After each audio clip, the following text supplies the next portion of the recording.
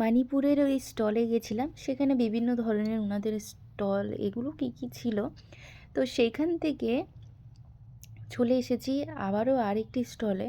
মেলায় তো প্রচুর প্রচুর স্টল ছিল জানেন, ঘর সাজানোর এত সুন্দর সুন্দর জিনিস, তারপরে হচ্ছে খাবার জিনিসগুলোর তো কথাই হবে না। আর এটা হচ্ছে হুগলি, হুগলি থেকে মনে মনে হয় উনি এসেছেন।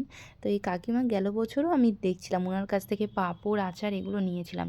এইবারও উনি স্টল দিয়েছেন সেম আচার পাঁপড় বড়ি এগুলোর। তো আমি ওনার কাছ থেকে এই যে প্লেন পাঁপড় যেটা আছে না সেটা নিতে চাচ্ছিলাম।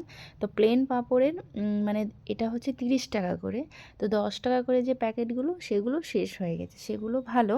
আর এই লাল লাল যে ছিল উনি বলছিলেন এগুলো নিতে, তো ওই কালার ফালার দেওয়া থাকে তো টমেটো আর ইসের ছিল, আমার মনে হলো কালার দেওয়া, যার জন্য আমি সেটা নিলাম না। আর এদিকে বিভিন্ন ধরনের কার্পেটের স্টল তো থাকবে এই দোকানটা মেলায়। কার্পেটও খুব সুন্দর সুন্দর দেখুন, একদম কালারফুল, খুবই ভাল লাগছিল। চলুন এবার এদিকে হচ্ছে জলপাইগুড়ি আমাদের, তারপরে শিলিগুড়িরও ছিল। আর এই ফুলের একটি স্টল ছিল সাউথ 24 পরগনা না কি এরকমই কিছু একটা নাম ছিল ওনাদের। হচ্ছে মেটালের এই ফুলের স্ট্যান্ড আর বাঁশের ফুলের স্ট্যান্ডগুলো ছিল, দামটা একদম ফিক্স, কমাবে না। আর সেইখানে এই ফুলগুলো দেখলাম নেটের কাপড়ের 20 টাকা করে, খুব সুন্দর লাগে।